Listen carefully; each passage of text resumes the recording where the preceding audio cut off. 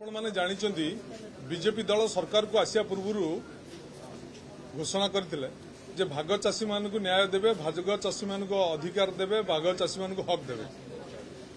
किंतु परोक्षरे राजस्व मंत्री तो भाग चाषी मानक सेमिति किछि सुविधा दबा पय व्यवस्था नाही माने आगुरु गुरुर प्रकाश कर सारचंदी। किंतु सबुठारु कौतूहलर विषय होउची खुद कृषि मंत्री माननीय उपमुख्यमंत्री भाग चाष संबंध में भिन्न भिन्न उत्तर देइछन।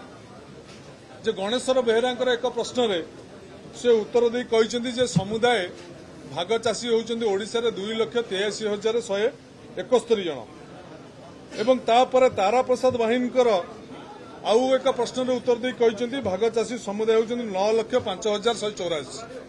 तेणु सरकार एपर्यंत भाग चाषी की संख्या निर्णय करना। सरकार भाग चाषी ना रे भोट नेले किंतु भाग चाषी मान किसी कले ना। तेणु मु सरकार निकट में दाबी करी आपण मान माध्यम सरकार तुरंत भाग चाषी की चिन्हट करी एवं निर्वाचन पूर्व देइथिबा प्रतिश्रुति भाग चाषी मान अधिकार भाग चाषी दाबी को दियंतु।